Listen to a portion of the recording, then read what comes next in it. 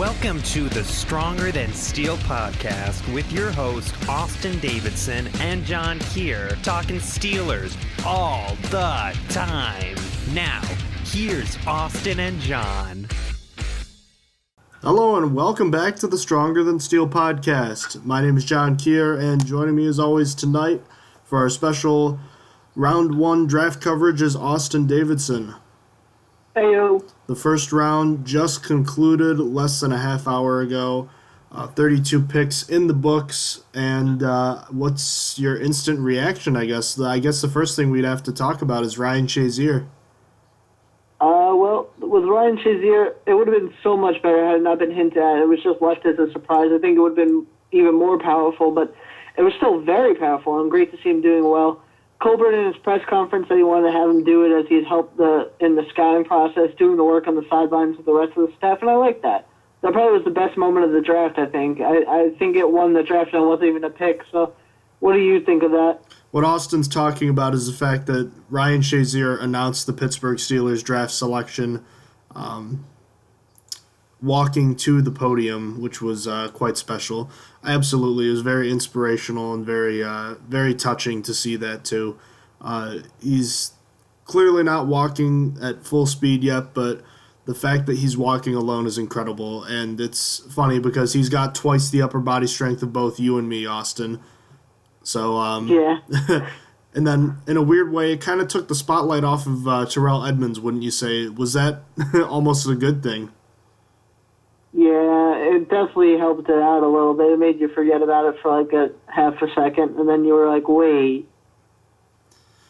Yeah, so I guess the last thing I wanted to get to before we actually talk about Terrell Edmunds, the Pittsburgh Steelers' first-round selection, they made a trade, which I honestly was not ready for, and I don't think anyone was really ready for.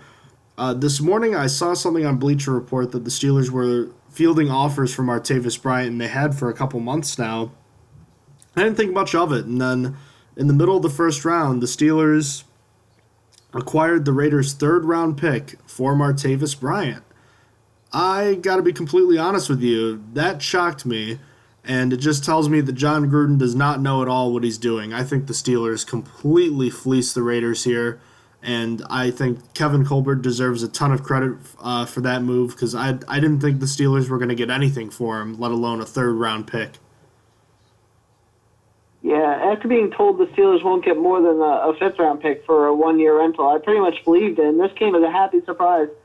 But Steelers need depth massively at wide receiver now. It's really bad. The depth chart goes Brown, Juju Smith-Schuster, then Justin Hunter at the moment, so that's not good. But still, I think the last time we talked about this, I said I would have been happy if the Steelers got a fourth-round offer just to take it. And we were talking about how they should listen to offers rather than just pushing them away. And honestly, they were just putting up blinds because they were probably listening to offers the whole time. They just didn't want to admit it. But regardless, I like this a lot. Yeah, absolutely. To be completely honest with you, if I was another GM, I wouldn't have given up a seventh-rounder for him. I didn't think he was worth it. But you know what? It just goes to show you some personnel is really enamored with talent, and that's something that Bryant definitely has. How are we going to remember his time in Pittsburgh? I mean, being a little bit dramatic. In his one season where he wasn't suspended, he was really good, and then we was just getting accustomed to the new Martavis Bryant, which was a decent wide receiver 3, but I don't think he's going to go out as meh. I feel like that's how he's going to go out. It's going to go out as meh because he caused a lot of problems. He was only good in his 1 year when he wasn't suspended, and I don't know. I guess he did good the one season where he came back from suspension too, but I don't know. What are you going to remember him? How are you going to remember him? I'm sorry. Bryant is going to be all about what he could have been. I think we saw someone that if he had the work ethic and mindset of someone like Antonio Brown, maybe he could have been the next Randy Moss. And I sincerely believe that. But now that some time has passed, he's clearly still got the ability, but we just never saw him put it all together. We never saw him have that 60, 70 catch year with, 1,500 receiving yards, 12 touchdowns. He was definitely a different player this year. He wasn't terrible. He had a good second half, and I was rooting for him, but he just didn't make enough plays the way you would want him to. He still never came down with a combative catch ever, really. So, it's just going to be missed opportunities, to be completely honest with you. But we can also talk it more in depth about it another time. Let's get to the real story, and that is Terrell Edmunds. The Steelers at number 28 in the first round select safety from Virginia Tech, the brother of Tremaine Edmunds, Terrell Edmunds. And this was a player you looked at, so I'm going to let you take it away in a minute. I'm just going to give my two cents on it, since I've seen a little bit on it, and I know you're someone that's looked at him a lot more than me. So I'll say my piece, and then I'll let you kind of take it off. But I guess if I'm not too happy about this, but I'm not gonna say I hate it just because I don't know a ton about him. But I can say from what I saw and I've read is that he's a great athlete, and that's good. But he does struggle with a lot of things, similarly to what the Steelers secondary already struggles with. Deep coverage, tackling, and fundamentals, and reading the play, and that's concerning to me. I suppose the good thing is that he doesn't have to play right away, but I still don't think you'd want him that early in the draft when he was projected a third or fourth round guy. Considering the fact that guys like Justin Reed, Jesse Bates, and Harold Landry, the defensive end, were still on the board, I think the Steelers could have gone a different direction here. But I'm gonna hold off full judgment for right now, though, Austin. But you don't have to, so go right ahead. All right. So I just want to recap. Obviously in our draft preview shows, we always ended it, we ended our analysis by going over how we ranked our prospects. So here was my bit on how I ranked the prospects. In quotations, that leaves Edmunds for last. And I don't know. I was just left unimpressed by his tape. And when he's projected for the third round, that's just too much for me. If he fell back into the fourth round, I would like him a lot better. Well, you know what? He kind of went a little bit before the third round and 2 rounds earlier in the first. So that really hurt, especially because it hurt the most because I ranked him the worst of all my safeties. I don't know why I was thinking wide receivers. This is worse for me almost because, as you would know from last year, this happened exactly last year. One of my prospects that I ranked last, that I said, please, Steelers, do not take him, got taken. That was Josh Dobbs, the quarterback. It wasn't as high risk. It was a third-round pick. But this one, it hurts. It was a position of need, but there's just so many more better players. And then I just wanted to remind you of, give you a tidbit from how I recapped him. How I gave him his overview was, in quotations, for his play, Edmunds has been compared to cornerback Deshaun Shedd. I think that's a decent comparison. I think that Edmunds has it in him to be great, like the rest of his family are athletes, including his mom. He's just got to get better at deep coverage because he's got some great speed and traits and can be used on special teams immediately. But because of his lack of deep coverage skills, as well as his missed tackles in college, he probably won't be drafted until round 4. So something that's been confusing me since he's been drafted, according to Pro Football Focus, he's only missed 5 tackles this past season. So I did my analysis and it said he missed a lot of tackles, but in the analysis, but Pro Football Focus is it has come out and said that in the 585 snaps he's played in 2017, only 5 tackles were misses. So I don't know if he's improved in this past season. It didn't say any of that in his analysis that I've looked over, but it's just I still worry. I still worry about those missed tackles, even if it's true that he only missed 5 last year. It's just confusing to me as no analysis anywhere. I looked up a few for Edmunds when I was doing them, said that, oh yeah, he's gotten better. So I'm going to wait and hear more about him as time goes on. I'm hoping Steelers Depot writes a little bit more about him because I trust him as the most reliable source for Steelers news. But anyway, I got to move on back to Edmunds. I wanted to go over his weakness personally, and that I found, and I just want you to tell me if this reminds you of anyone. One of the things that stuck out the most to me is in his collegiate career it's been plagued by missed open field tackles. It's a problem he's always had. so I don't expect it to go away, and that worries me. Then another thing that I saw in this tape was he tries to lay big hits, but he looks like he takes the worst of the collision most of the time. Next, he really lacks instincts and feel for deep coverage, which is bad for a safety, and where they mostly play deep, he doesn't get deep enough to help with those deep throws.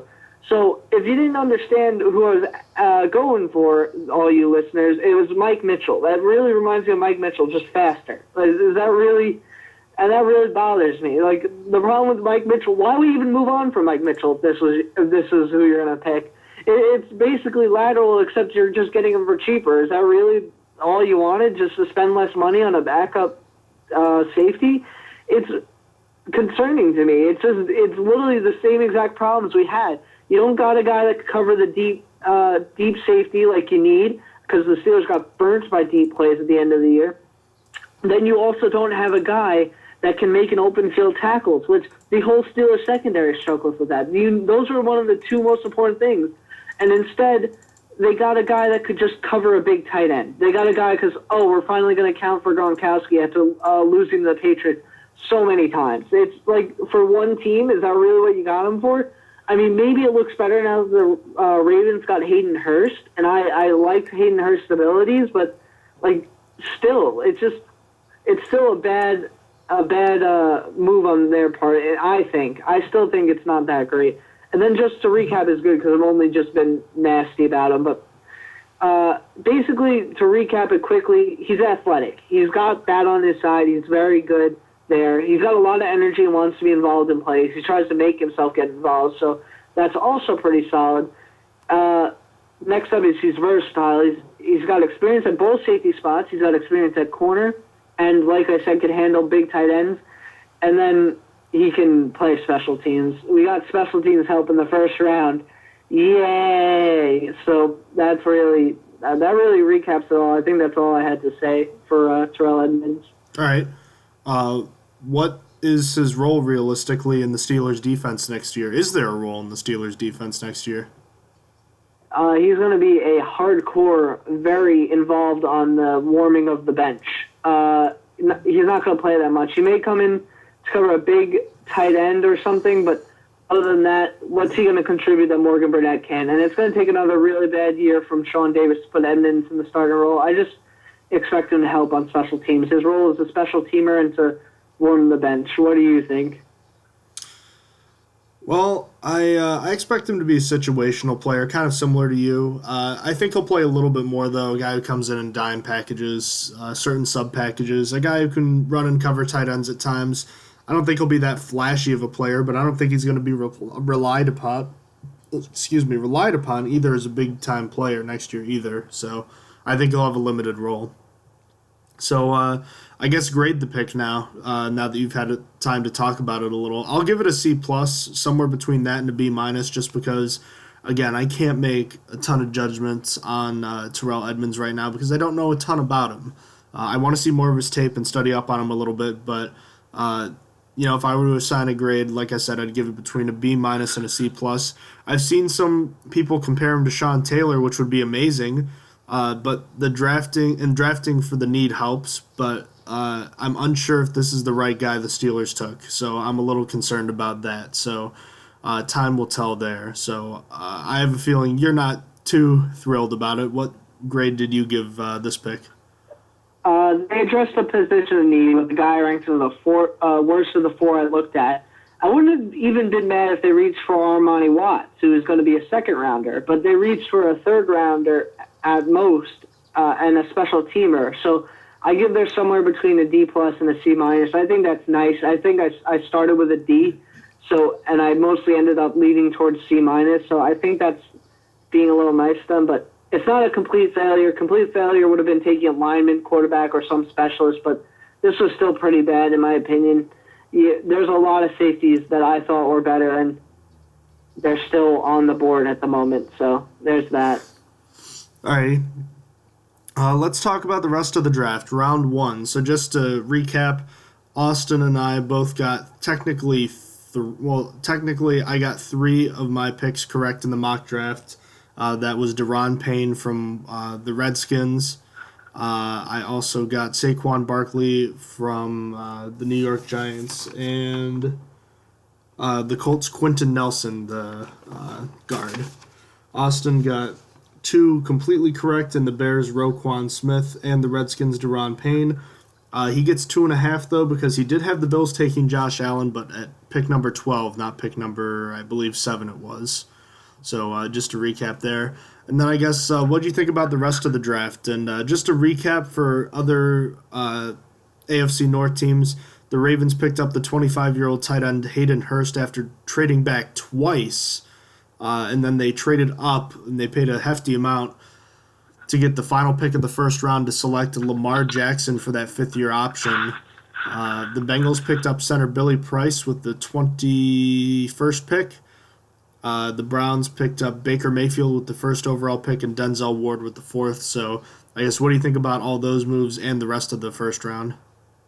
I think the Bengals are the only one that actually made a sensible pick. I liked Billy Price. He's recovering from a torn pectoral, so it isn't exactly the best pick either, but I believe he was the number 1 ranked center before his injury. So, I mean, that's still pretty much a steal. And I think the Bengals probably knew that going forward. The Bengals probably made that trade early on after the pectoral injury because they're like, listen, we think Billy Price is going to fall. We'll get another lineman in Cordy Glenn, and we'll be able to get this one later. So I think they might have actually done that in a finesse move and known what they were doing. But I really don't know. Obviously, we don't know what happened in that draft room. As for the Browns managed to mess up both their picks. I don't know how that happens. I mean, I actually like Denzel Ward, but I think they could have traded back, 3 picks or so and still gotten him. And also, I think that they could have traded that pick and got way more value out of it from a team like the Cardinals, who probably called them, because the Cardinals traded up to number 10. As for the Ravens selected a 25-year-old tight end, which is fantastic for the Steelers, and Lamar Jackson, which I still have doubts about. I want to see him play. It's not going to be much longer till we see him, since Joe Flacco has no guaranteed money this year. So it'll probably be cut after this year, give him one last spin of the wheels. We'll see. It might even be cut in this year, and maybe in the offseason. That would be a surprise move as heck, but still. But as for the other things in the draft, the Seahawks don't care about anything they need. It kind of sucks because I was making fun of them right before the Steelers pick. Obviously, they were 27 from trading back, and then the Steelers went and were like, hold my beer, and tried outdoing them. But they did way worse. They got a running back. They needed linemen and a cornerback. And I made fun of them in my mock draft. I was saying, they'll never care about linemen. They'll just pick a cornerback. And they did one even worse. They brought a running back into a really bad running back system where he's going to be stuck behind the line because there's no lineman. And then Russell Wilson is going to continue to be killed and have to run around as he's getting older. So Seahawks just suck. That's really it. Then I think the Saints way overpaid for a raw defensive end. Marcus Davenport, I thought he was okay. I thought that he was going to go around where the Saints picked him. I had him mocked to the Lions, so not too much later, but I think they overpaid for him at his spot. They gave up a lot. It was a first-round pick, and that's all I needed to know. They needed to give up a first-round pick next year to get this guy, and there's more to it. I can't honestly remember at the moment, but I just thought that was really bad on their part after having a really good draft last year. Then Josh Rosen still sucks, as he was moaning on Twitter about how he should have gone number 1. And I hope he ends his career with no touchdowns thrown, only interceptions. I want to see him fail. There's not very often I want to see a player fail. I really hate his attitude. I hate him. I just hate listening to the words he says. I don't like looking at him either. It's just everything about him sucks. And I have no connections to the Arizona Cardinals. Steelers do, but I hope he fails. Then Last things last is Harold Landry is still on the board, and I'm just crying about it. I'm still very sad.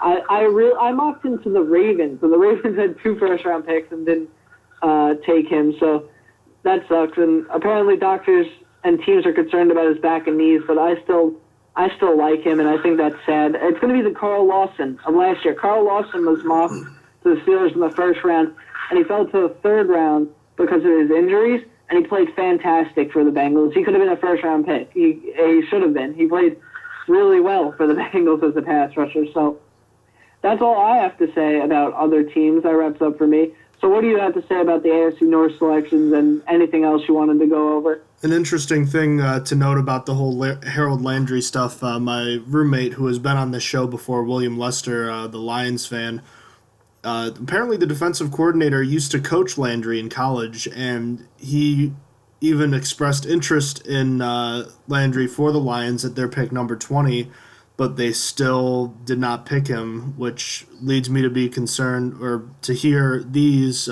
concerns about doctors and teams with his back and knee injuries. It leads me to believe it could be more serious than we perhaps were let on. So that could have explained his fall from the first round. Beyond that, going back to the AFC North, the Bengals wanted Frank Ragnow, the guy from Arkansas, and the Lions took him instead.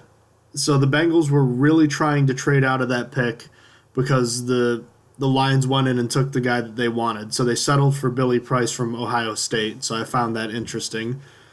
The Browns, I don't really have much to say about this. It's kind of hilarious. I think Denzel Ward is going to be a good player. I don't think he was that much of a reach. I don't think Mayfield is going to be that great of a player. He might be the most entertaining player, but I think the Browns needed to draft a guy for long-term success, and this definitely was not the guy in my opinion. I mean, I could be wrong, but I just don't think he's the guy. The Ravens taking a 25-year-old tight end after trading back twice was hilarious, and I was very happy to see that. And Lamar Jackson, I'll be interested to see what he does, but I don't expect him to play next year. So very interesting to see from the different teams. But as far as the rest of the draft goes, the Bills trading up for Josh Allen to me was hilarious. I have serious doubts about him, and I thought he was way overhyped. It would be classic Bills to move this high to pick him, and he doesn't become anything. I mean, he's got the strong arm, but he didn't win in college. He had a terrible competition in college. He didn't complete balls very well. He doesn't read defenses well. I don't understand why he was rated so high. I really don't get it. And I thought, honestly, pretty much everybody would have been a better selection than him, but people loved him for some reason, so we'll see how he turns out. I think Josh Rosen was the most NFL-ready quarterback, and the fact that he went to the Cardinals was great for both sides, and the one side it wasn't great for was Mike Glennon, who has gone to 2 teams in 2 years, and in both years, those teams drafted a quarterback in the first round, so hard luck for the former 2013 NFL draft pick. The Steelers apparently tried to trade up for linebacker Rashaan Evans, and all I have to say to that is they should have tried a lot harder. Don't you agree? I think so. I think it would have been the better pick. I really am just upset. I think that they literally should have either traded up to get Rashaan Evans or just immediately traded back. See who needed a pick. Apparently, never mind. I don't know why that even went through my head. In my mind, I was like, oh, yeah, they could have traded back with the Ravens. That would never happen. The division rivals trading together, that almost never happens. But still, I'm sure that there were other teams trying to trade back into the first round, and the Steelers could have gotten a good deal from it. I liked what the Eagles got from the Ravens. Obviously, the Steelers wouldn't make the deal with the Ravens, but that means they probably could have gotten more if they were a higher draft pick. So I wish that they traded back or traded forward. I really didn't care. With that extra third-round pick, it should have been able to happen either way, going forward or backward. I see what you mean. I think the Ravens are done with Joe Flacco. With the drafting of Jackson, it's clear they're moving on. So, also, a lot of trades in this draft, 8 in total. That was kind of wild. I was scrambling to get all that correct. So, I guess the last thing to talk about now is what are we going to see tomorrow? Tomorrow, day 2 of the draft is rounds 2 and 3, and then Saturday is the final 4 rounds. So let's just stick to tomorrow. What do we expect for the Steelers tomorrow? It's probably going to be wide receiver, inside linebacker, and edge in no particular order, hopefully. The team may decide to take a running back, though. I hope to see at least 2 of the first 3 positions addressed, though, mostly inside linebacker. I think that's the most important. And Darius Leonard might be a good pick if he could fall that far. He could play inside and outside. I looked at him. I think he might be a decent pick if he falls, because this drafts always confused me. maybe he'll be there because I have no idea what happens in draft rooms anymore. What do you think? Yeah, I expect with the Steelers now having 3 picks, I definitely think inside backer is the way the Steelers absolutely cannot wait to address anymore. They need to take that with their next pick, and I hope it's Malik Jefferson. Beyond that, the Steelers need receivers quickly.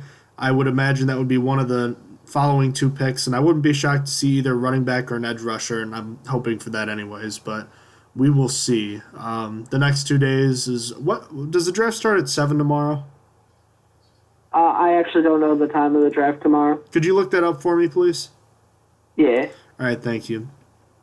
I'm pretty sure on Saturday the draft is during the day. I know that that's usually when, like, they don't even have televised coverage because it's just picks are flying in real quick, and it's like a bunch of, small school guys. But the draft was very interesting this year, and it frustrates me that the Steelers didn't get a guy that we had touted as a better prospect like Justin Reed, but such is life, I suppose, eh? Yeah, the draft tomorrow starts at 7 p.m., and it is a shame. Justin Reed was there. I would have liked the guy from Wake Forest as well. His name is skipping my mind at the moment. Bates. I would have liked Armani Watts, as he was my favorite safety, even though he was the second-round projection. I would have liked a lot of picks. I would have still liked Harold Landry even through his injuries. It kind of hurts. It kind of sucks. I honestly think I would have preferred even... This is a bit of a reach. I don't know about this, but I think I would have preferred Christian Kirk or a wide receiver of that caliber, maybe Cortland Sutton at that point, if they're going to take a safety of that caliber, like was projected for the 3rd or 4th round, and as a special teams help. I don't know. I have to do more thinking. We're doing this like only an hour and a half following the draft. I'll probably have different thoughts later, like with the Bud Dupree 5th-year option, how that changed over time when you put more thought into it and things developed. So we'll see. Definitely need to do the whole sleep on it thing. And speaking of sleep, it's almost 1, so why don't we wrap this one up? We'll be back tomorrow if you're able, Austin. Yep. It should be good to go tomorrow. All right, sounds good. Until then, thank you so much for listening to the Stronger Than Steel podcast. Check us out on our various social media platforms and check out our website, strongerthansteelnfl.blogspot.com. Any questions, email the show at Stronger Than Steel Podcast. Austin, thank you for joining me again tonight. And Steeler Nation, thank you for being patient tonight. We will see you tomorrow to recap rounds 2 and 3. Thank you so much for listening. Have a good night.